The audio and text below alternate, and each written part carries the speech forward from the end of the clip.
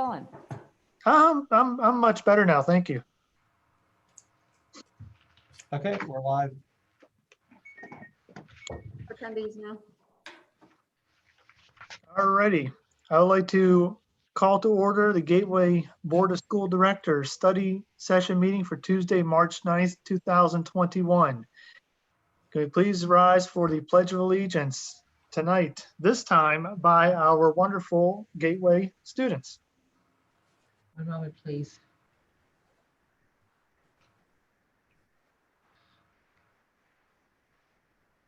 I pledge allegiance to the flag of the United States of America. Technical difficulties. I pledge allegiance to the flag of the United States of America.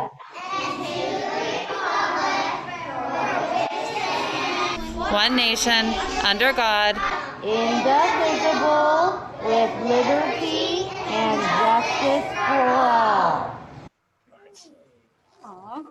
That was awesome. I'm looking forward to doing that maybe every week. Thank you, Mr. Yolowitz. Yes, definitely. Thank you, Mr. Yolitz. All righty. Mrs. Isha, when you're ready for roll call. Yes. Mrs. Cerrucci. Here. Mrs. Delaney. Here. Mr. Gallagher. Here. Mr. Gottman. Here. Mr. McIntyre. Here. Ms. Mungo. Here. Mr. Ritter. Here. Mrs. Warning. Here. Mr. Williams. Here. Okay. Again, since we are hybrid meetings, we're going to blend comments from residents on agenda items and non-agenda items. I do know that we have received one so far. And this is from Mr. Mastakunis. And he's at Kelvington Drive in Monroeville. And his question is regarding item 11 on our administrative report. He wanted to know, with Kramer LLC not cutting the grass on GMS football and baseball fields, Gateway High School baseball, softball fields, library field, and a lower field behind maintenance garage, where will the spring and summer athletic teams practice and play? And will the district be putting field turf in all these areas, and at what cost? Mr. Brown, are you with us? It's public comment, not public. Yes, I'm here. What we can do is provide Mr. Stalkunis with some information about grass cutting at a later date. You don't need me to elaborate on that? No, I just wanted to make sure that you were on to hear that question so we could discuss it. Very good. Okay. All right. Mrs. Isha, do we have any other comments from the residents on any agenda item or non-agenda item? We have nothing else. Okay. I do want to mention before we move on to, we have a presentation that we did have 3 executive sessions. 2 were emergency ones on February 23rd from 6 to 7, as well as March 1st, again from 6 to 7. And tonight's lasted till from 6 to about 7:15. All 3 matters were regards to litigation. And tonight's included contract negotiations. Alrighty, moving on here, our presentation by Dr. Short. Thank you, Mr. Gottman. Mrs. Isha, if you're able to pull up the PowerPoint presentation. Can you see that? Yes, thank you very much. This is a follow-up PowerPoint presentation to what the administration supplied to the board back in February. And during that time that we've had to plan and administer the survey, a lot has changed. Fortunately, things have changed in the right direction nationally and even in the state. However, there has been a slight uptick in cases in Allegheny County. including right here in Monroeville and Pitcairn, where we had to shut down Gateway High School for 3 days due to a COVID outbreak. And that information did go out today. However, I did want to supply all of our constituents and our families with information related to the survey and subsequent information that we would be recommending to the board for them to, we'll say, decide, debate, discuss, moving into our next meeting on the 6th. Slide number 2, Bonnie, please. Bear with me. There you go. As always, we often refer to our mission statement as that guiding principle document that helps determine our avenues and our pursuits. And one of the things that we constantly highlight in our mission statement is that safe and caring environment. And that is first and foremost in everything that we've done throughout this pandemic, which I do need to add, on March 13th, we'll reach the 1-year point that the governor essentially shut down our public schools, Gateway included. And at that time, we were looking at a 2-week hiatus for remote learning, but we know what happened, and eventually it was long term. So we are moving in a positive direction. However, we still must remain cautious. We still must follow the protocols. A lot of information is coming out from the CDC and the governor's office, but we still must be cognizant of the fact that safety comes first, especially with our children and staff. Next slide, Bonnie.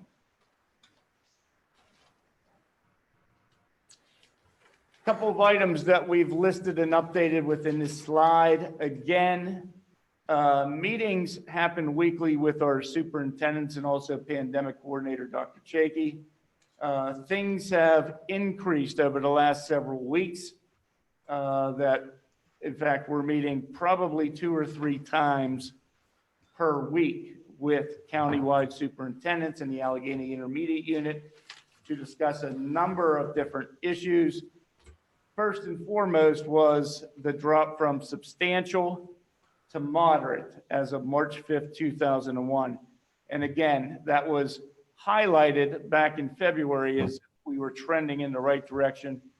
It appears that we are in moderate. However, we're watching it from week to week to ensure that we don't regress and go back into substantial. Another major highlight that came out after our last board meeting in February was governor's office, along with the Pennsylvania Department of Education, allocating vaccinations for our teaching staff. This would be the Johnson & Johnson one-shot vaccine.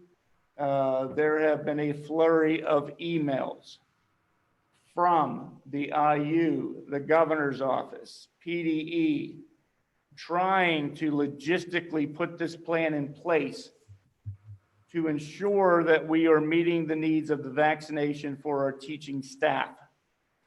Dr. Chakey will highlight what has been done on a upcoming slide just to show you and the public the efforts of the administration, countywide superintendents, the IU, in order to get our teaching staff and support staff vaccinated. So it's been quite an effort. The next bullet that we'll also discuss is the parent surveys. We want to thank each and every family that responded. It was such a positive response that allowed our principals and our central office team, including transportation and cafeteria and maintenance, to begin planning for a potential return to 5 days. And we want to at least explain how this would work, how it would look like, and also the numbers reflecting the survey results to our public and to our board. Next slide, please. Again, I often refer to the PDE COVID-19 monitoring dashboard. You see, oops, Sorry. right there. the trend that has been positive. So if you go back to December 18th through 24th, you see the incident rate being upwards of 327. And Bonnie, can we go back?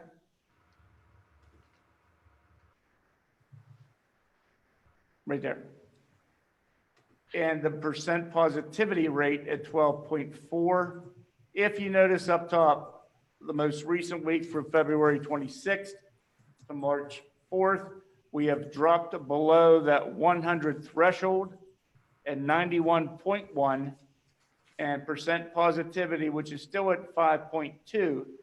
However, that number at 91 drops all districts into the moderate level. So we are trending positively. Next slide. Again, just to remind our families of the current operational models, learning models in place currently. We have the blended learning model cohort AB. On February 10th, we've added the Wednesdays into that cohort model. The Gateway School District Cyber Academy partners with the AIU. Asynchronous student experience is still in play, as well as the GATE, the Transitional Education Program, which we have made a commitment to offering that throughout the end of the 2021 school year. Next slide. The instructional model determination chart. If you notice in the moderate phase, you see from 10 to less than 100, or 5% to less than 10%, the recommended learning model is blended. And that is what we are currently in. And again, this information was shared from the Department of Education prior to information related to the vaccines, which we know has been a game changer, and we'll have more about this soon. Next slide. Vaccinations. We do have our vaccination coordinator, who's also our assistant superintendent, Dr. Dennis Chakey. Dr. Chakey, are you with us? Yes, I'm here. Some good news about the vaccines this week. With the Johnson & Johnson vaccination shots, we were allotted 204 vaccines for our district. Teachers received a survey, and teachers could indicate whether or not they were interested in receiving the Johnson & Johnson vaccine. After the data from that came back from the AIU, we received a list of teachers that will be receiving an email from the AIU with a link that they can go on and schedule their vaccine. And we're hearing that that's going to begin as early as Thursday. The great thing about this is we were able to, from that 204 vaccines that we were allotted, to include all K-6 teachers, K-6 counselors, K-6 cafeteria workers, K-6 principals, essentially everyone from all of our schools, all the way up to Moss Side Middle. And we've also been able to offer this Johnson & Johnson vaccine to K-12 special ed teachers and also K-12 paraprofessionals. We're pretty excited about this, and we're going to see how this plays out this week. The other good news about the vaccine is all the other individuals within our district that fall into Tier 2, which will include secondary teachers. The vaccine will be available March 29th. The week of March 29th, we're anticipating that the rest of our staff will have an opportunity to get vaccinated with the Johnson & Johnson shot. Does the board have any questions concerning the vaccination process? Nope. Moving in a positive fashion. We are hopeful that the invitation to register for your time slot will be going out to all of those teachers by tomorrow. At that point in time, we would receive information as far as their time in order to get the shot. Thank you, Dr. Chakey. Next slide. The key considerations that we function on and what we discuss and meet almost daily is, of course, number one, the safety of our students and staff. And I think that has been our guiding force, and I know the board has been supportive of that throughout this pandemic. Number two, we often lose track of looking at either statewide data, countywide data, but what I think is more important is we look at our local communities and see how they are doing, trending positively or negatively in Monroeville and Pitcairn. And that information we are able to itemize, see, decipher daily to help determine certain directions we go in as far as closing of buildings or staffing issues related to COVID. Number three, the PDE, CDC, and DOH guidance, they're ever changing, and they change so rapidly that I think many of us kind of lose sight as to, okay, where are we at? What orders in place? We have constantly maintained up to the minute information on what the guidance states. Number four, the vaccinations. It's something we've talked about internally.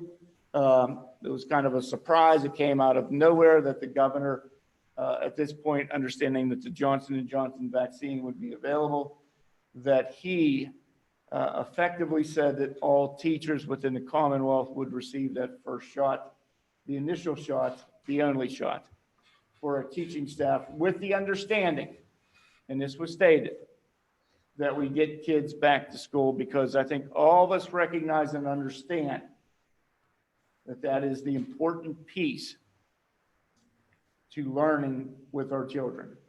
Not diminishing the outstanding job that our teaching staff has done with the GATE program and remote learning.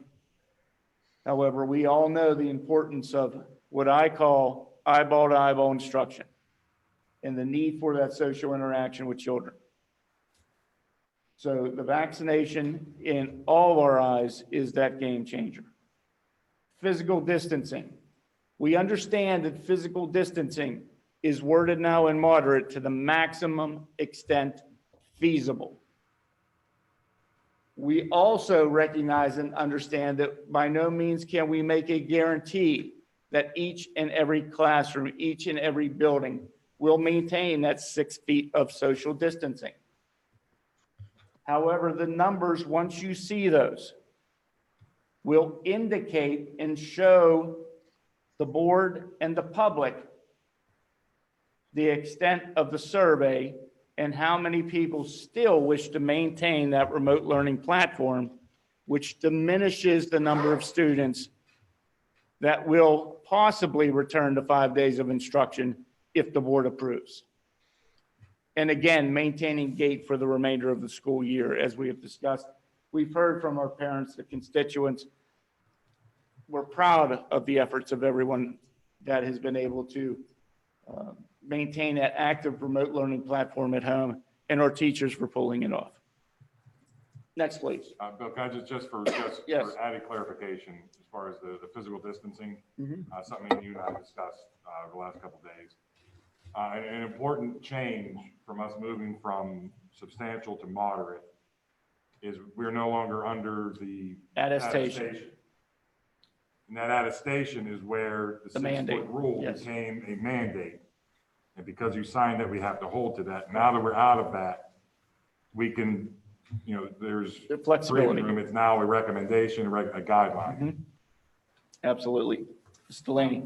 I also wanted to mention, and most of you noted that many parents were writing concerning GATE for the remainder of the year. If it's, how are they going to be fair in terms of teaching students who continue with GATE as opposed to students coming in person?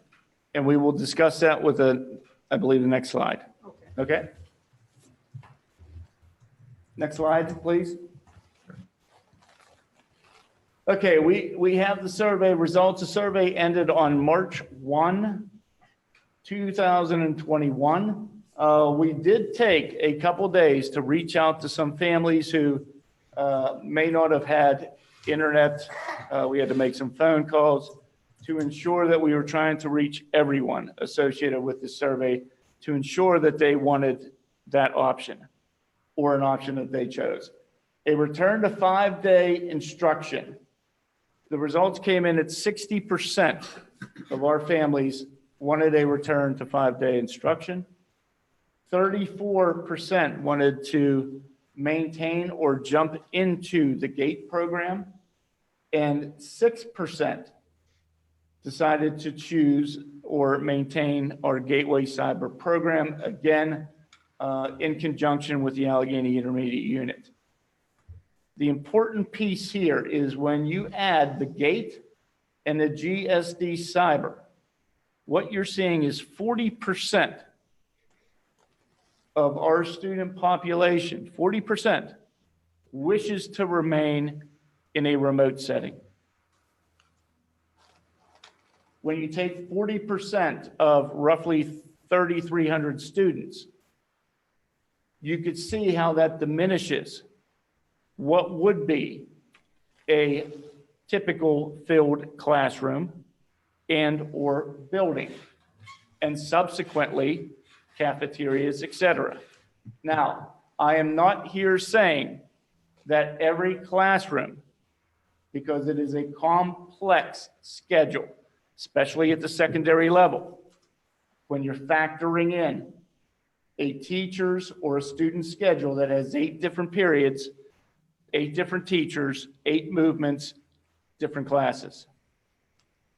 However, we feel that during this time that we have, we're able to adjust some classrooms to the maximum extent feasible to allow our children to return 5 days with our staff vaccinated, including bus drivers. Mr. Delaney asked a question about, and I believe you might be referencing, say, an elementary classroom that has a GATE setting. If, as an example, there would be, and I'll just say 16 students in a first grade classroom, all GATE. Say 5 of those kids wanted to pull out and go into a 5-day setting as an option. Thus, that would eliminate 5 off the top of that teacher's roster. The way we are planning for it at this time would be those 5 students in person for 5 days with that same teacher, while the other 11 still follow along with GATE. However, part of what the plan may be, if approved in this direction from the board, would be the addition of some teachers to support classroom teachers that we currently have in play that can handle less students, meaning a pull-out session for remediation, eliminating the, I don't want to say 20 to 25 students in a room, but essentially lessening the amount of students in a room for a pull-out session and then swapping out students while maintaining their original classroom teacher. I think we can all agree that that is an important piece, that if a parent and a child has been with a teacher for 3/4 of the year, and then to uproot that child and make a difference in an educator, that can be disruptive to that child. So that is what we were planning for at this stage.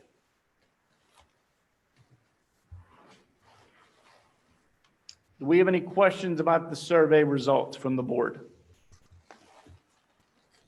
Attendee wants to know if it was broken down by grade level, the survey? Do we have stats on Per the grade percentages level, by percentages, do you grade? have all that data? Yes, we do have all that data. We have individual classrooms, teachers, buildings, schedules, secondary. It was too difficult to put this onto a screen to provide that information. However, Dr. Chakey, are you with us? Yes, I'm here. Dr. Rossi as well? Yes. Perhaps, and maybe Guy, you want to start off with maybe some information, some data reflecting the elementaries on average? Sure, we can give you some ranges to look at. So for instance, in our kindergarten across the district, it could be as low as 18 and as high as 24. In first grade, the range is as low as 17, a high of 26. In second grade, a low of 17, a high of 22. Third grade's a low of 12, a high of 22. In fourth grade, a low of 14 and a high of 22. And that's as of today, which this could change. Now, also thinking about the middle school, the numbers for the 5-day-a-week students, approximately 350 students have selected a return to 5 days. And after looking at the schedule and disseminating the students within the classes, we're right there exactly where we would need to be with a high range of about 23 for students. So something that we could definitely handle. The high school becomes a little more complex in looking at it. The number of students that decided to return to a 5-day-a-week, approximately 400. If there were a large number of parents that did not respond, principals and counselors have been going through that list and reaching out to them. And assuming 164 of them are cohort students that are going to be shifting to the 5-day, we're assuming that that will add to the number of students returning to a 5-day. But again, something that we can definitely handle because as Dr. Short mentioned before, we have a large number of students that are going to remain in the cyber or the GATE programs in both schools. Do we have any other questions? That was helpful. Good. Okay, next slide, please. Recommended timeline. We've sat over the last several days, discussed with our director of maintenance. There's a lot of, I won't call them issues, but logistics that need to be handled if we're proceeding with the 5-day return. And that would be, of course, manipulation and moving of furniture, cafeterias, all-purpose rooms, in order to ensure that we're doing so in a safe and effective manner. The recommended timeline would be for March 29th, the K-6 buildings turning to 5-day with GATE and cyber. On April 7th, that would be the start of the 4th 9 weeks for our 7 to 12 buildings, 5-day, GATE and cyber. And of course, all this information is in the hands of our board, and we'll be looking for authorization on March 16th, 1 week from tonight. I do believe that we may make an announcement on opening up into the auditorium. So more information to come on that. That's all I have. All right, thank you, Dr. Short. I'm sure the board has plenty that they want to ask about this. So to do this in a fair and easy manner so that everyone has a chance to speak, I'm just going to call on each board member if they like to comment on anything or ask any questions. That way everyone has a chance to speak on this. So in no particular order, Mr. Williams. No questions. All righty. Mrs. Delaney? I think my questions have been answered. Hopefully the parents that emailed us, that we were able to answer them too through Dr. Short's explanation, which I felt was very good explanation. Thank you. All righty. Mrs. Warning? No questions. Okay. Mr. Ritter? I have no thoughts at this time. Wow, okay. Mr. Gallagher? Really scary statement. Though. Sure, I'll buck the trend. The GATE students who also attend Forbes have been attending Forbes along with their cohort. So does GATE students then attending Forbes go 5 days at Forbes? And is Forbes prepared for that? They will be, yes. Good question. That's my only question. Yeah. Okay. Mrs. Mungo? I do have a question. At any time, if you do go back to 5 days a week, if anyone feels uncomfortable in whatever status that they're in, will they have an opportunity to switch from 5 days to GATE or GATE to 5 days? Yes, we just simply would ask that they contact the high school, or I'm sorry, whatever building level, a principal. From there, we would receive the information administratively, just so we have an official track of the ins and outs. But absolutely, if any child or family feels uncomfortable, yes.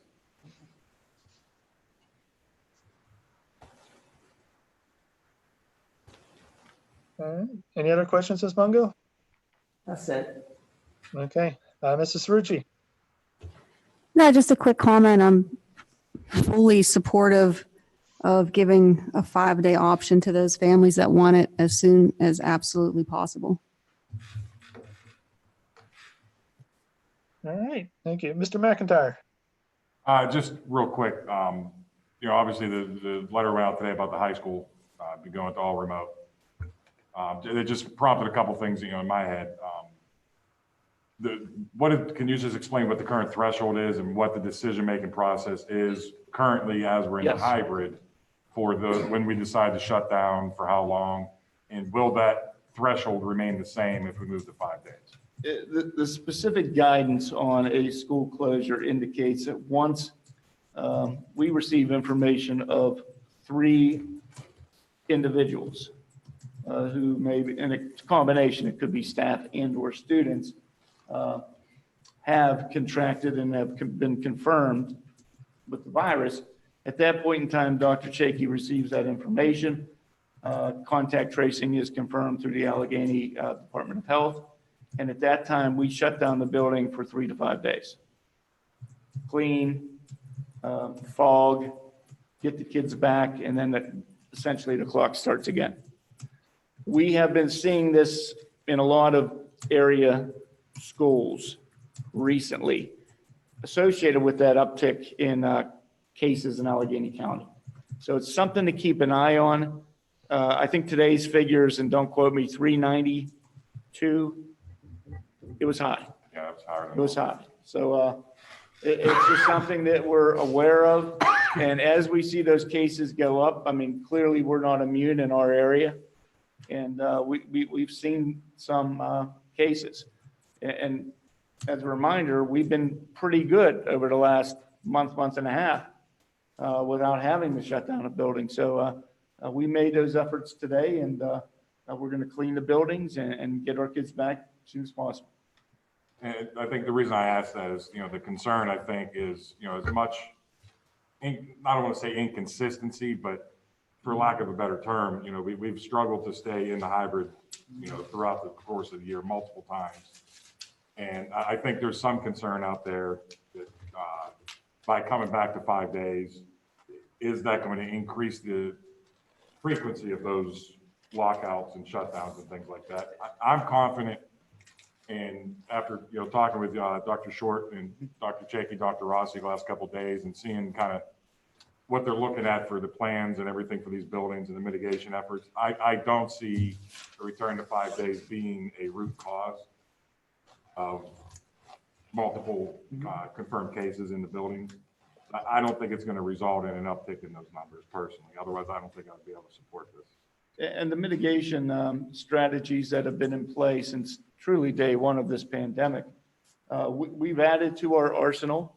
We're prepared to take the next step if 5 days does become a board-approved option, that we need to add plexiglass in certain areas, add desk around, say, an all-purpose room, if we have an overflow of students in the cafeteria, to ensure that we're socially distanced or physically distanced. So all of those items are on our agenda to shore up over the next couple of weeks. Dr. Short. Yes. I'm sure you've already done this. You've compared data with schools, with surrounding districts who have already been involved in 5 days. Correct. In terms of increase, or if any occurrences have affected that decision they made. There's been one district in particular, I won't name it, that's been bouncing back and forth. Some others in Allegheny County have seen steady progress and haven't necessarily seen an uptick in cases. Some districts in the North Hills that we talked to have been very pleased with the efforts. And again, the mitigation strategies are important, meaning the masks wearing are still with us. They're important. They must be done in order for all this to work. And, that's the important piece of this, is that we need to follow those orders. I think I had the floor, but I just want to thank the administration, Bill, you guys. I know how much went into just processing the surveys alone, running that through the master schedule, especially at the high school, and how complicated all that is. This was a tremendous amount of work to put together in a pretty short amount of time. So I thank you for that. Thank you. Got a great team. Micah, central office, everyone has stepped in and assisted on this, and our principals and our teaching staff as well, because they're on the front line, so to speak, and essentially a change for the good is going to happen here. But also, it's been a year since, those faces, many of them have been in that class 5 days a week. That's all I have, Brian. All righty. Is there anybody else I missed before I say my part? Okay. First off, I do share Mr. McIntyre's sentiments that I don't think we can thank you guys enough for all the work that you've done with this. I mean, it's an understatement to say this has not been an easy task to do. But, we've been with you every step of the way. My only questions are, one, in regards to the, call it mitigation efforts and safety that we would be utilizing for the 5 days. Would we get an idea of what will be used by the March 16th meeting? You know what a solid plan is for that? Yes, we would be able to supply the board and the viewing public with information about mitigation strategies associated with this that we can present prior to the voting meeting during the 16th meeting. That will include Mr. Brown, because we meet daily, and some of the efforts and some of the, we'll say, unique utensils that are coming forward in regards to helping to mitigate and assist maintenance directors in cleaning facilities. So it's a process that I'm sure our public would want to hear, including plexiglass and how the buildings will be logistically set up. So yes, we can do that. Okay, thank you. And question number two, this may have been touched upon. If it was, I apologize. With the option of the 5 day and the GATE program, if students have teacher A and the kids that want to come back, there's a lot more kids coming back for teacher A than teacher B. Will any kids be moved to a different teacher? And I guess same with the GATE program. If you're having Basically, would any student have to be reassigned a teacher? Our plan, moving forward would be to maintain the original teacher of record. So if there are 16 students in a GATE program, 5 of which want to do 5 days, well, that teacher is in that classroom. We'll have 5 in person, 11 online. Okay.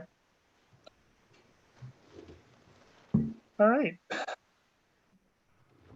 That's all the questions I had. Last call, anybody else? All right. Well, once again, thank you, Dr. Short. Thank you.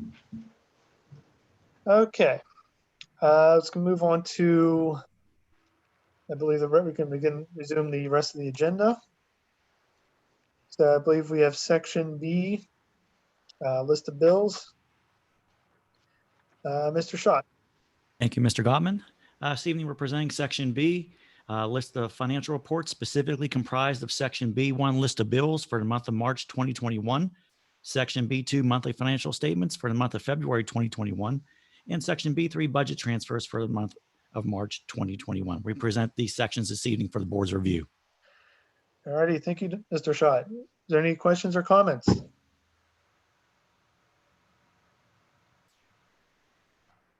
Okay, seeing none, let's move on to section C, previously tabled items. We have one item that was tabled from the Tuesday, February 16th regular board meeting, which is approval of the Tricog Land Bank's notice of intent to acquire one Pitcairn property located within the Gateway School District. And it was to approve the Tricog Land Bank's notice of intent to acquire one Pitcairn property located within the school district and the waiver of all applicable taxes, tax claims, and municipal claims due against the property as depicted in Exhibit A. Do we have a motion to untable this item? Motion to untable. Second. Okay, motion by Mrs. Warning, second by Mr. McIntyre. Correct. Okay, thank you. All right, we're gonna move into the roll call to untable. So Ms. Eshaw, when you're ready. Mrs. Cerrucci, Aye. Mrs. Delaney, Aye. Mr. Gallagher, Aye. Mr. Gottman, Aye. Mr. McIntyre, Mrs. Mungo, Aye. Mr. Ritter, Aye. Mrs. Warning, Aye. and Mr. Williams. Aye. Okay. Yep, all right. So now we have it untabled. Do we have a motion to pass item number 1? So moved. Second. Okay, motion by Mrs. Cerrucci, second by Mrs. Delaney. Are there any questions or comments regarding this item? I just, sorry about that. I had spoke with the Pitcairn Borough Council President. She was following up on this. There were other things that she had to deal with. She was going to look into it, but at this time, I'm not going to say anything more about it. Okay. I'll ask you then, Ms. Warning, since we have her looking into it, did you want to make a motion to retable this item until she's completed? No. Why not? I know, it's kind of confusing. We made a motion to untable and you have information, but you don't want to share it, and we're going to vote on it then. I don't know how long it will be. And that's, Pushing. And in that's other words, we need to get a sense of, we tabled it to ask some questions correct. about it. And I So- didn't get the response back. She has other things going on, so It Wouldn't it be healthy to table it again until you were comfortable Okay. with whatever feedback you get? You can All bring right. it to us? No, I think we should just buy the property. I think we should put it to vote. And why is that? That's my personal view. we're not buying the property. We're just turning it over. Right, to the land bank. I mean, I'm not saying the conversation that I had with Ms. Gallia,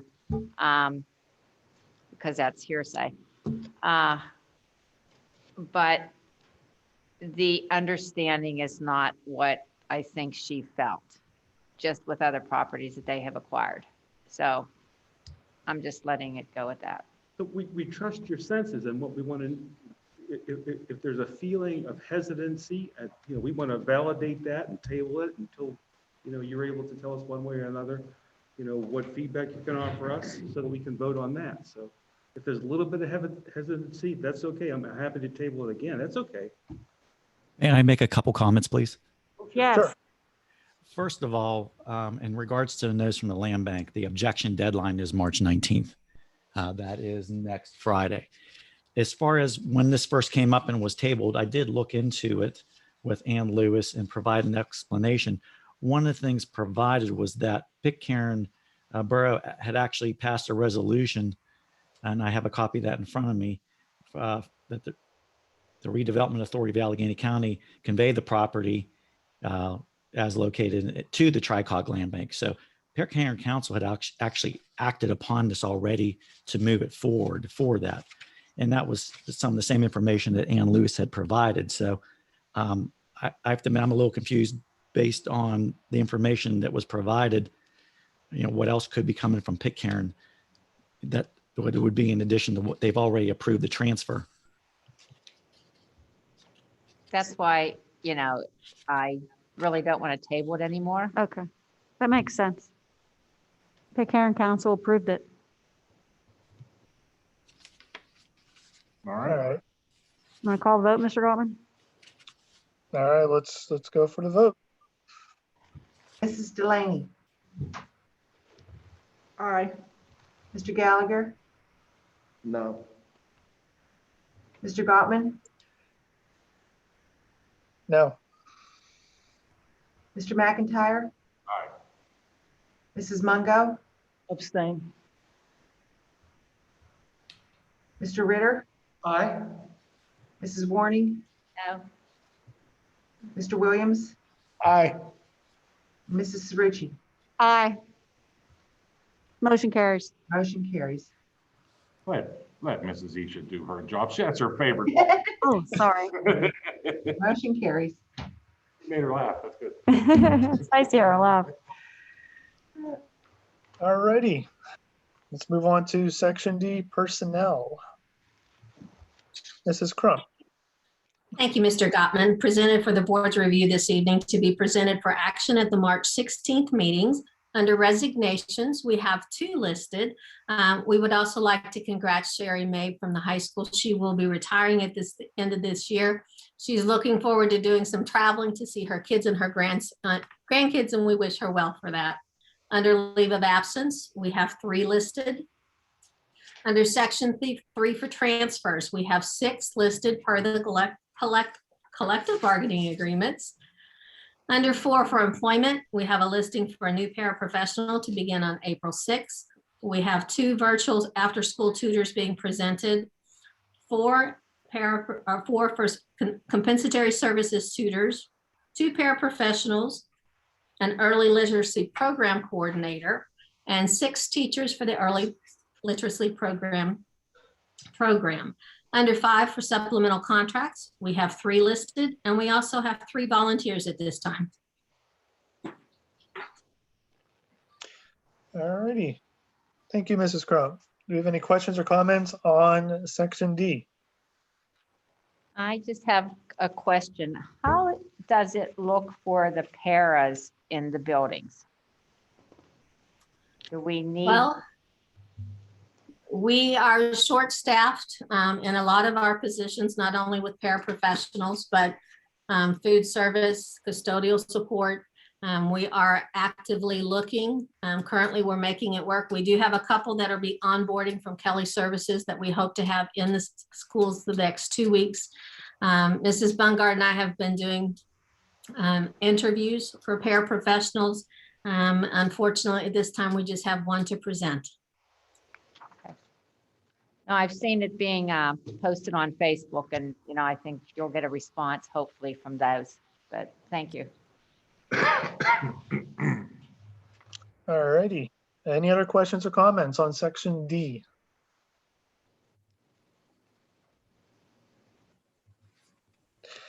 All right, seeing none, we're gonna move on to section F, the administrative report. Dr. Short. Thank you, Mr. Gottman. We have elementary education, final approval. Dr. Rossi? Thank you, Dr. Short. Item number 1 is the final approval of the following resource titles that were placed on display February 16th. Item number 2 is a motion to approve the display of the English language arts resource, My Perspectives. Item number 3 is accept a grant from the Allegheny Intermediate Unit on-ramp grant for remote learning. Congratulations to Greta Severson for receiving that grant. Item number 4 is to approve the agreement with Turtle Creek Valley Community Services to provide specialists or camp counselors during the summer literacy program. Item number 5, approve the final allocation amounts of federal title funds for the 2021 fiscal year for the following programs and the amounts as indicated below. Item number 6, approve the award of bids for the various types of school supplies bid by the district for the 21-22 fiscal year as summarized by category below and as depicted in Exhibit A. Item number 7, approve the advertisement in the Post-Gazette and the Greensburg Tribune Review and on the district's website of the district's milk bid for the milk services and related food items for a district's food service department during the 21-22 fiscal year. Item number 8, approve the receipt of the state school safety and security grant in the amount of $40,000, the purchase and the payment for a new security alarm notification system for all district school buildings from D'Agostino Electronic Services through CoStars, and the not to exceed amount of $55,968.98 as depicted in Exhibit B. Note, the above new security alarm notification system is being primarily funded with the $40,000 received through the school safety and security grant, which was originally intended to partially fund a school resource officer for the district. Item number 9, accept the following district donation received during the 2021 fiscal year. Specifically, the donor is BNY Mellon Community Partnership, $500 check, recipient Jody Price, an employee of BNY Mellon, for support of student activities at the Ramsey Elementary School. Item number 10, approve the hiring of THG Geophysics Limited to conduct a geophysical survey, professional service required to be completed for the Gateway Middle School renovation project to investigate the presence of potential underground storage tanks and to locate the subsurface utilities in the amount of $3,120 as depicted in Exhibit C. Item number 11, approve the extension of the current contract for grass cutting and trimming district-wide services with Kramer Facility and Grounds Solutions in the following amounts per cut, including required trimming for the following 3 grass cutting seasons, and also with the credits for the areas not cut as indicated. Note, due to the upcoming Gateway Middle School renovation project and some additional upcoming capital improvement projects being considered by the district, the administration decided the best option during the upcoming multi-year construction period was to negotiate new per cut rates, which also include negotiated deductions for various areas throughout the district, which would not require grass cutting due to site renovations. The alternative is in the best interest of the district, with a current vendor as opposed to bidding out the services and possibly obtaining a new vendor who's not familiar with the district. Upon the completion of the capital improvement projects, it is the intention of the district to formally bid the grass cutting and trimming district-wide services. The above per cut rate increased by $75 from the 2020 grass cutting season. Item number 12, approve the hiring of Foreman Building Commissioning LP to perform the mechanical systems commissioning services required for the Gateway Middle School renovation project in the budget amount of $82,320 as depicted in Exhibit D. Note, the request for a proposal or RFP was submitted to 2 firms. Of the 2 firms were submitted RFPs to the district, Foreman Building Commissioning LP or FBC was slightly lower in price by $130 than the other firm, Air Balancing Engineers, Inc., located in Berwick, PA. FBC is located in Zelienople, PA, which is also in much closer proximity to the district in order to perform the required services. Item number 13, approve a payment to the municipality of Monroeville in an amount not to exceed $75, representing the required building permit and review fees charged for the Gateway Middle School renovation project. Please note, this fee is in addition to the other 2 fees previously paid by the district to the municipality of Monroeville required to begin the project review process. Specifically, a fee in the amount of $5,150 for a planning commission application for land development in a subdivision, and a fee in the amount of $100 for an application for building permit and plan examination. Item number 14, approve the hiring of IMS Expert Services to perform the professional expert witness services required for current district litigation in the amount of $660 per hour. Please note, the district will be splitting the hourly rate of the professional expert witness services with several other entities who are also involved in the same litigation case with the district. This is regarding the MS4 fees charged by the municipality of Monroeville. All righty, thank you very much. You're welcome. Hey, do we have any questions or comments on section F? I have a comment on number 8, Mr. Gottman. Yes. I just want to provide a little clarity because it looks like we're taking grant money for school resource officer and spending it on something else. And I just wanted to make sure there was the background on that was given over a year ago. We worked to try to secure some grant money. Senator Brewster was so kind to help us to secure a grant, and we were going to use that to help offset the cost of a Monroeville police officer to come on board as one of our school resource officers. And that plan was supposed to start happening last January, but they were not able to fulfill that. So we had to look into either possibly returning the grant money, or thankfully we were able to spend it on something else security related. So that is the explanation for number 8. Thank you. Thank you, Mrs. Rucci. Just one clarification too on item 13. Mr. Schott, you just said in the amount not to exceed $75, but it's actually $75,000. 75,000. Okay, just wanted to make sure. Thanks. Okay. Any other questions or comments? Just quick comment on item number 9. I don't know if you guys pay attention to when we start seeing donations and it always has the name of a parent or somebody. I think Jody Price's name has been in front of me in these board meetings more than any other name I've seen on the agenda to begin with. So, Yeah, thank you, I don't know Jody. if any of you guys know Jody. I know her. Yes. She's an incredibly active parent. And it seems like every week we're in here, there's money coming into the district, through Jody Price. I just want to take a minute to recognize her and thank her for all that work. Agree. Thank you. Yes, indeed. Thank you so much, Ms. Price. I have a question on number 10. I thought we already approved and had a geotechnical survey done for the project. Is this something different, or did This we is never something have different. Mr. Brown might be able to elaborate, but this was a separate service. We had previously hired civil and environmental consultants to perform, let me find it here, some geotechnical engineering, which involves some sampling over there. This is a different service that is required to basically scan through the ground to look for some of these items to be able to identify them. Okay. That does clear it up. Thank you. You're welcome. All right. Do we have any other questions or comments? I just have one comment, number 13. Might it be worth your while to go back to In here. municipality and suggest that we come to some resolve whereby they waive some of these fees or reduce some of the fees? I know, just looking at it, $5,000 for a planning commission application. That's a lot of money. It's based upon what you're building, but the planning commission isn't going to use $5,000 worth of effort in this situation. Are you saying they're ripping us off? 70, I would never say they're ripping you off. In fact, I think they Not here, do he a would. great job. Their planning department's really good. $75,000 for a building permit. They're going to come in and do some inspections.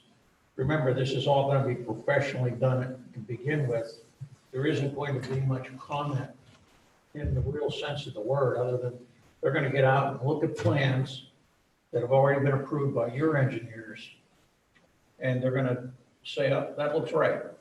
And that's just a lot of money to pay for a building permit.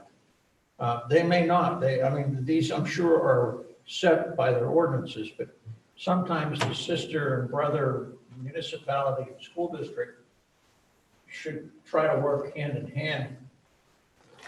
Maybe can we pay the actual costs rather than what it is that they say in their ordinances? I think it's worth a discussion between the professionals, Dr. Short, and possibly the manager over there, again, it always comes down to a councilman or two. So I think that's a discussion that's worth having at this time. So that's all. That's my comment. I just want to say something. You know, you're saying working hand in hand. We saw that how many years ago, Dr. Short, when we tried to get 3 years ago. Gateway Middle School rezoned, and it was shot down after everything that they have gone through. So, I mean, you know, it's worth a try. I don't disagree. I don't disagree. Remember, It's every worth a 2 try. years- I'm sorry, Bill, go ahead. No, I'm just saying, it's worth a try, but, you know, it's just a shame that we're at this point right now. You Well, know, every 2 years, council changes, so does the school. correct. Those people that were there then aren't there now, and same here. I think it's worth saying, hey, can we just pay the actual costs? Something along that line. I agree. You got a 50-50 shot. There's nothing to lose. Pretty good odds. You have 1090.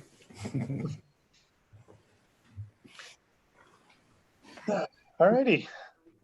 Awesome. Anything else? Yeah. All right, going once, going twice. All right, okay. We're gonna move on to, I believe, board reports.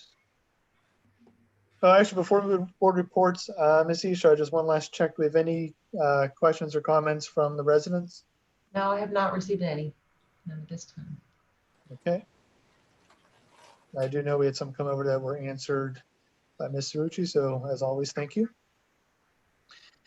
Okay, so we'll do board reports, starting with Dr. Short. I would like to add that I have just received an email from the Allegheny Intermediate All Unit. right. Ooh. Dr. Shear, who is the head of the IU. And I'm going to read this. I just received word that the vaccine registration emails will go out this evening from the state to all the employees that have received notification that they are eligible for the vaccine. A specific time was not shared. It will come from the following email address. So if you see something come across from PA vaccination team at pa.gov, you'll know that that is the email that you will click on and select your time to receive the vaccination. So that should be going out tonight. That's all I have. All right, thank you, Dr. Short. So yes, everybody, please check your emails and be on the lookout. All right, Dr. Rossi. Nothing further. Thank you. Dr. Chakey. Nothing further. Thank you. Ms. Bungard. Further, thank you. All right, Mr. Schott. Nothing further. Thank you. Mrs. Crum. Nothing at this time. Thank you. Okay, and for board members, once again, in no particular order, Mrs. Delaney.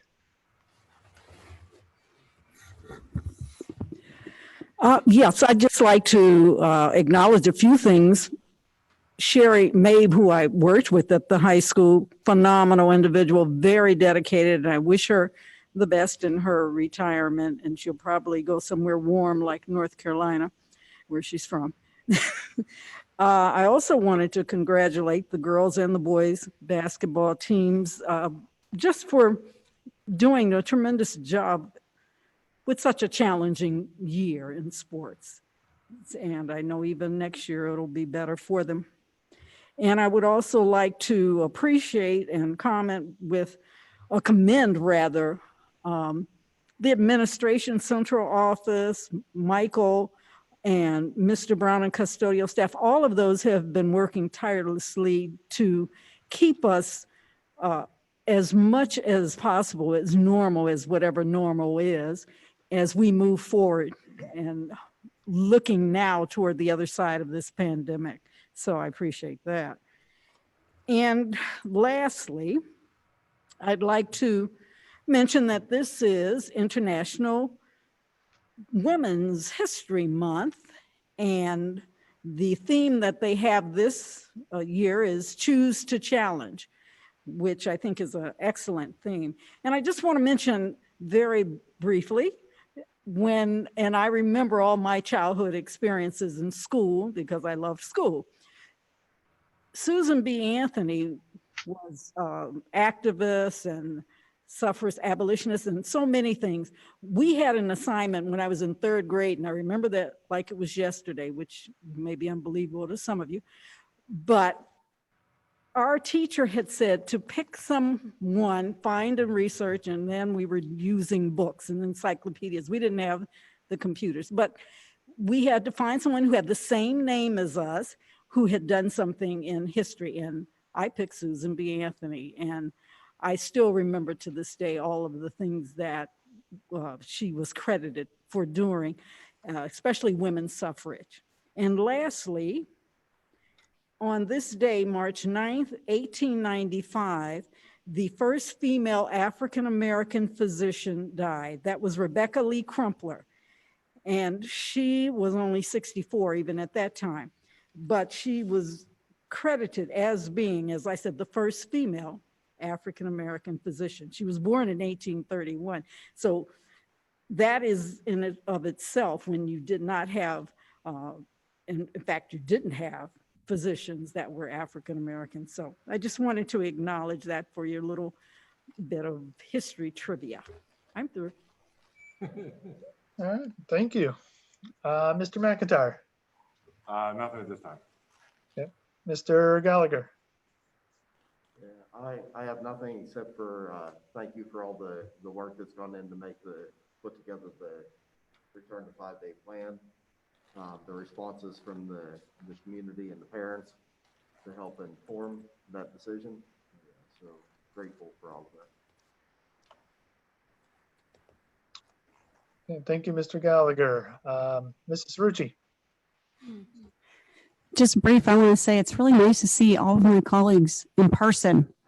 In January, I was in quarantine. Last meeting, I was stuck out of town with a potential snowstorm, and it's just glad to be back. And I look forward to getting back to more normal the next few weeks. And it's nice to see the kids starting to practice spring sports.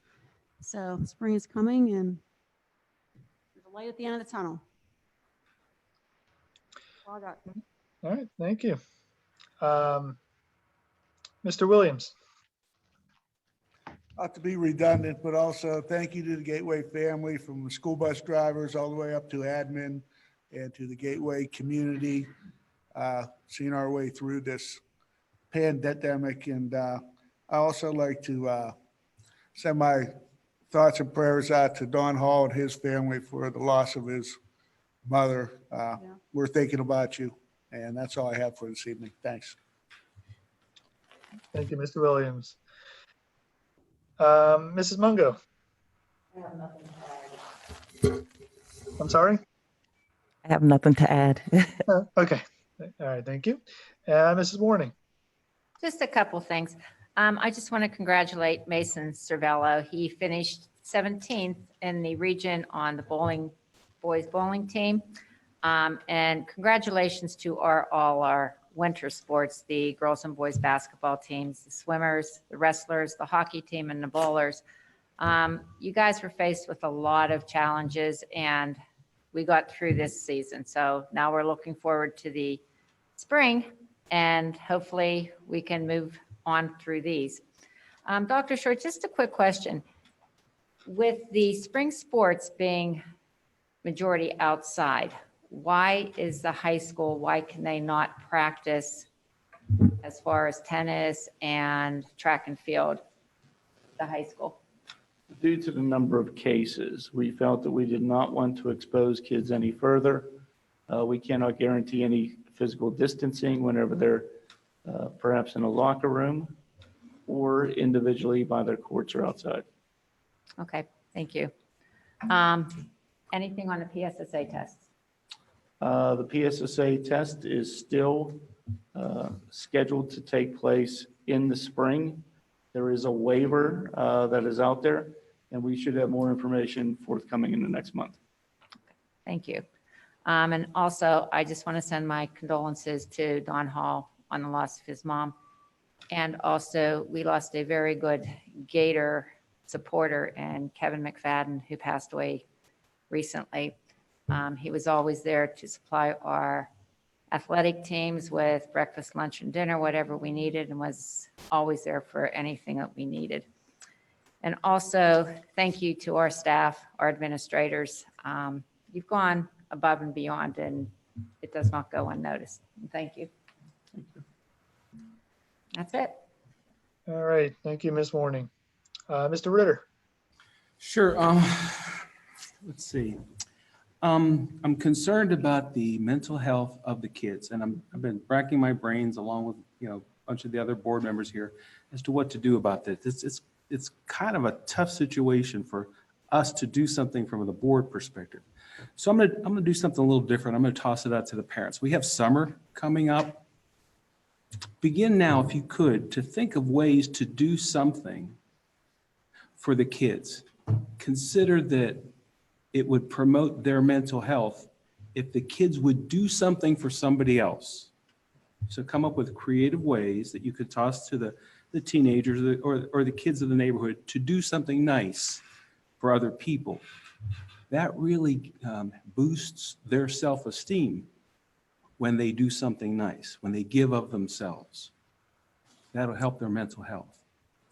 The other thing is you yourself can do something. I don't know, hot dog parties, ice cream parties or something like that. But the trick here is you can't get together with people. So it's got to be something a little different than get-togethers. So roll that around in your minds, talk about it with your other friends and neighbors and colleagues, and see if you can plan some things to do every week or every 2 weeks for the kids in the summer. Now's a good time to start those plans. And Brian, that's all I have. All right, thank you, Mr. Ritter. All right, yeah, as for me, I don't want to sound like a broken record, but as always, thank you to administration for all the hard work that has been taking place. Condolences to the Hall and McFadden families for their losses. I will be attempting to get some new artwork for next meeting. So got something to look forward to. With that, do we have a motion to Second. adjourn? All those in favor? Half of left already. Brian, catch up. All right, who made the motion? Rick. Rick, okay. Motion by Mr. McIntyre, second by Mr. Williams, I believe. Yep. All those in favor, say aye. Aye. All opposed? Meeting adjourned.